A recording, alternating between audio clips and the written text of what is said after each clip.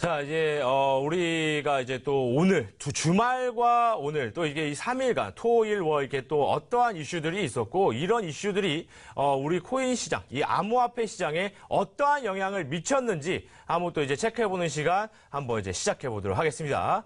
자, 오늘의 주제가 이렇게 또 세 개가 나왔어요. 나스닥. 암호화폐 간의 비밀회의를 진행했다라는 이슈, 그 다음에 미국 SEC, 비트코인 ETF 거부, 반대 의견 제시가 됐나? 이런 뭐 이슈들. 그 다음에 프랑스에서는 암호화폐 규제를 IOC가 활성화로 이제 정책 기조를 변화시키겠다. 이거 같은 경우에는 암호화폐를 규제하는 쪽에서 다시 한번 활성화시키겠다라는 좀 그런 이슈가 같은데. 자, 그럼 첫 번째 이슈부터 한번 확인해 보도록 하겠습니다. 자, 나스닥.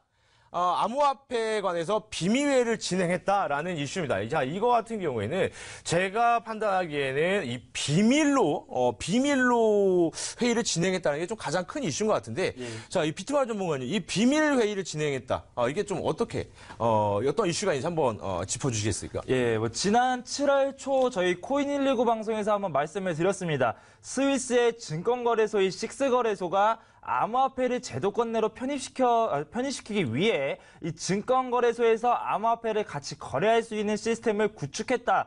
이런 좀 긍정적인 호재 뉴스다라고 한번 말씀을 드렸었는데요. 그 당시에 또 한번 추가적으로 말씀을 드렸던 게, 자, 이 미국의 나스닥 시장, 미국의 증시의 나스닥은 뭐 다들 알고 계실 겁니다. 이 나스닥에서도 증권거래소에서 가상화폐를 같이 편입시키는 이런 것들에 대해서 상당히 좀 관심을 가지고 있다. 이렇게 말씀을 드렸습니다. 자, 그 이후로 지금 한 2주 정도 지났나요? 역시나 마찬가지로 나스닥에서 이 가상화폐를 놓고 주말간에 비밀회의를 진행했다라는 뉴스가 나와주고 있습니다. 과연 이 비밀회의는 무엇인지 지금부터 같이 알아볼 건데요. 자, 비밀회의는 사실은 이제 암호화폐, 가상화폐를 합법화시키기 위해서 어떠한 방안들이 생겨야 되고, 어떠한 규제와 또 이제 나스닥에서 가상화폐를 거래할 수 있는 방법들, 이런 것들에 대해서 같이 논의를 했다고 합니다. 자, 이렇게 논의를 했다는 것 자체만으로도 시장에 상당히 긍정스럽다.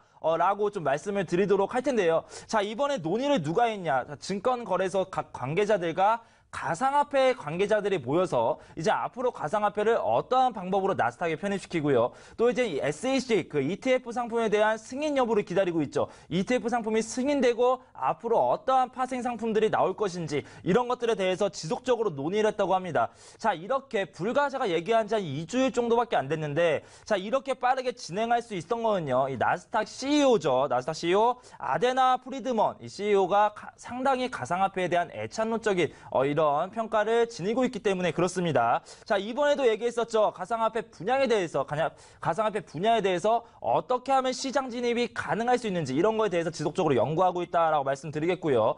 또 이제 이 CEO가 가장 또 중요하게 보는 게 국경 간의 송금입니다. 자, 얼마 전에 이 알리바바 마이내장의 알리바바가 지켓시와 연동해서 홍콩과 필리핀에 이런 송금 관련 시스템을 개발하고 사업을 진행한다라고도 뉴스를 말씀드렸었는데, 과연 바로 이런 부분입니다. 자, 각 나라별로 송금을 하게 되면 그동안 어땠습니까? 수수료 비싸죠. 그리고 상당히 까다로운 절차가 있었습니다. 자, 하지만 지금은 시대가 달라서 글로벌 시대이기 때문에 각국에 퍼져 있는 외국인 노동자들이 상당히 많습니다. 자, 이런 노동자들이 자국으로 이제 송금을 할 때 상당히 불편하고 오랜 시간 기다려야 하는 이런 것들이 있었죠. 자, 하지만 암호화폐 시스템 또 블록체인과 접목시킨 암호화폐를 통해 결제를 한다면 기다림 없이 핸드폰 클릭 한 번으로 안전하고 빠르게 수수료 부담 없이 이제 전송을 할 수 있다. 그렇기 때문에 해외에 나가 있는 이주자들이라든지요, 또 여러 가지 이제 금융 시스템을 좀 변화시킬 수 있다. 자, 이렇게 상당히 긍정적으로 보고 있습니다라고 말할 수 있습니다. 자, 이미 나스닥은 실제로 가상화폐 거래소들과 계약 체결까지 완료됐다고 합니다. 자, 앞으로 가상화폐, 나스닥과 가상화폐 거래소의 이런 조합, 과연 어떻게 나갈지 이런 것들에 대해서 상당히 관심 깊게 보셔야 될 것 같고요. 자, 지금 이 뉴스로 인해서 앞으로 일어나야 될 호재, 그리고 앞으로 일어나야 될 전망 같은 경우는 지금 TV 방송에서 말씀 못 드리는 여러 가지 이유가 좀 많습니다. 자, 그런 것들에 대해서는 잠시 후 진행되는 이 무료 온라인 공개 방송을 통해서 과연 이 나스닥의 비밀, 실질적인 비밀로 논의한 이유가 무엇인지, 이런 비밀 논의로 인해서 어떠한 규제가 나오고 어떠한 가이드라인이 나오는지 이런 것들 같이 말씀드리도록 하겠습니다. 자, 이렇게 첫 번째 뉴스를 좀 간단하게 알아봤고요. 사실은 나스닥을 떠나서 증권거래소에서 이 가상화폐를 상당히 긍정적으로 보고 있고 이제 막 시장 내에 진입하려고 한다. 이것만으로도 상당히 긍정스러운 호재다라고 말씀드리도록 하겠습니다. 자, 두 번째 뉴스 바로 이어서 보도록 하겠습니다. 자, 두 번째 뉴스죠. SEC 비트코인 ETF 거부. 반대 의견 제시됐다. 이런 뉴스가 좀 나와졌습니다. 자, 이거는 뭐냐면요. 얼마 전에 금요일이었죠. 윙클보스 형제가 신청한 이 ETF 상품에 대해서 이 SEC가 거절 판결을 내렸습니다. 자, 그러면서 이제는 비트코인 ETF 상품이 거절됨으로써 이제 다시 한번 제도권 내로 진출이 실패하고 앞으로 하락하는 것이 아니냐 이런 투자 심리 위축으로 주말간에 큰 상승을 못 이뤄냈었죠. 자, 하지만 그 당시에 제가 한번 말씀을 드렸습니다. 자, 예전에 그 한국은행이죠. 한국은행도 그렇고요. 그리고 금융위원회도 그렇고요. 자, 이 기관들은 또 SEC도 마찬가지입니다. 이 기관들은 가상화폐 거래소 또 이제 가상화폐가 합법이냐 불법이냐 제도권 내로 편입시킨다 안 한다 이렇게 권한이 주어져 있는 그런 기관들은 아닙니다. 자, 역시나 마찬가지로 이번 거절에 대해서 거절했기 때문에 가상화폐 시장이 크게 출렁이고요. 가상화폐가 투자자들의 불안감으로 이어져서 오르지 못하자 이번에 SEC 직원이 직접 나와서 얘기했습니다. 자, 이 SEC는 이런 상품에 대해서 이제 검토를 하고 보완하고 관리 감독하는 것이지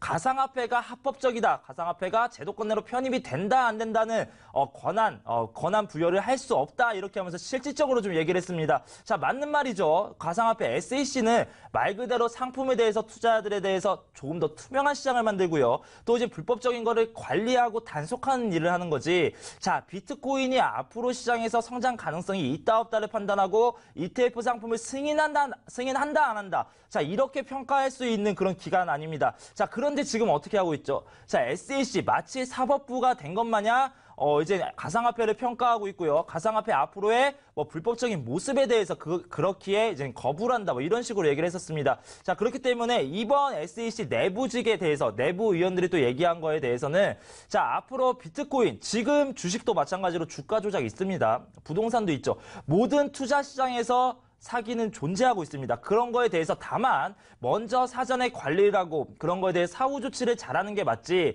자, 비트코인 시세 조작에 의혹이 있다는 것만으로도 투자자들이 투자를 할 수 없게 만든다. 자, 이거는 상당히 잘못됐다. 이런 식으로 좀 핵심을 꼬집으면서 제가 하고 싶은 말을 이 SEC 위원이 좀 먼저 해준 것 같습니다. 자, 그렇기 때문에 이것도 마찬가지로 상당히 긍정적인 뉴스고요. 자, 9월 말에 나머지 ETF 상품에 대해서 허가를 한다 안 한다를 좀 발표한다고 했습니다. 자, 그 당시에 발표를 하기까지 SEC도 자, 이런 부분들 내부 의원들의 의견들을 충분히 반영해서 앞으로 좀 미래가 상당히 밝고 긍정적이게 흘러가지 않을까 이런 식의 좀 전망을 내비치도록 하겠습니다. 자, 이렇게 첫 번째, 두 번째 뉴스를 좀 제가 알아봤었는데요. 자, 두 개 다 마찬가지로 이 가상화폐 시장이 상당히 성장할 수 있고 그리고 앞으로 가상화폐가 제도권 내로 편입시켜줄 수 있는 좋은 이슈가 될 수 있다라고 말씀드리도록 하겠습니다. 자, 다만 지금 이 방송에서 말씀을 다 못 드리는 것들이 상당히 많습니다. 그런 거에 대해서는 잠시 후 진행되는 무료 온라인 공개 방송을 통해서 하나도 빠짐없이 좀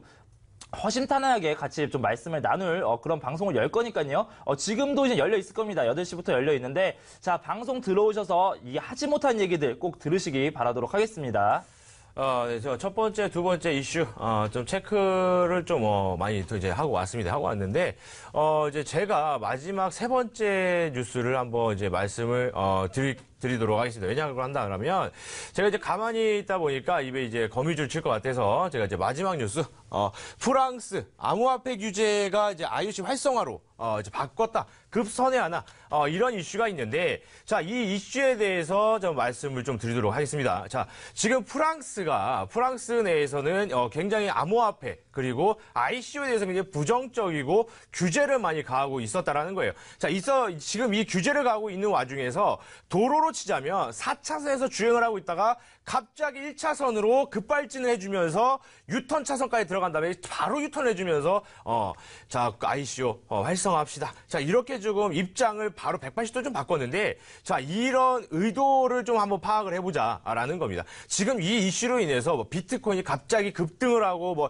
이런 여파는 오진 않습니다. 오진 않지만 이런 하나의 움직임들 그리고 이 나라가 움직인다, 나라의 정부의 정책 정책이 좀 바뀌고 움직인다라고 하는 것은 어떤 이제 긍정적인 호재들 이런 것도 좀 볼 수 있는데, 자, 지금 프랑스에서 안 된다 했다가 다시 된다. 하자, 활성화하자, 이렇게라고 하는 것은 지금 ICO, 지금 프랑스에서 가장 논의하는 것은 암호화폐를 규제하지 말고 암호화폐로 악용하는 사례들을 규제하자라고 지금 나서고 있거든요. 자, 그렇기 때문에 지금 이 상황에서 우리나라나 뭐 다른 나라도 똑같습니다. 암호화폐를 규제한다기라고 보다는 암호화폐 말고 암호화폐로 일어나는 악용적인 사례들을 좀 규제하자. 이게 가장 좀 핵심이거든요. 그렇게보다는 지금 재무부 같은 경우에는 비상장 증권 거래할 때는 이제 블록체인 채택을 규정을 하면서 굉장히 이제 블록체인 기술을 다시 한번 도입을 하겠다. 그리고 ICO로 해서 이 스타트업 기업들이 ICO를 통해서 토큰을 발행을 하고 이 토큰으로서 굉장히 그 사업에 필요한 이런 자금들을 융통할 수 있는 그런 좀 창구로서 좀 이용을 하겠다라는 거거든요.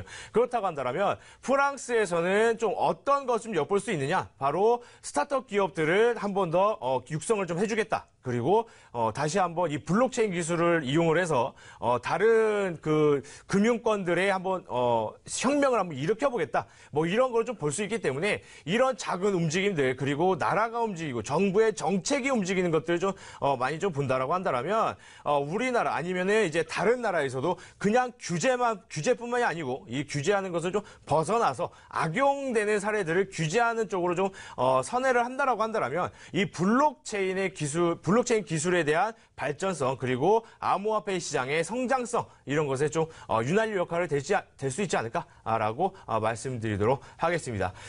자, 이제 이슈 체크는 요 정도로 좀 마치도록 하고요.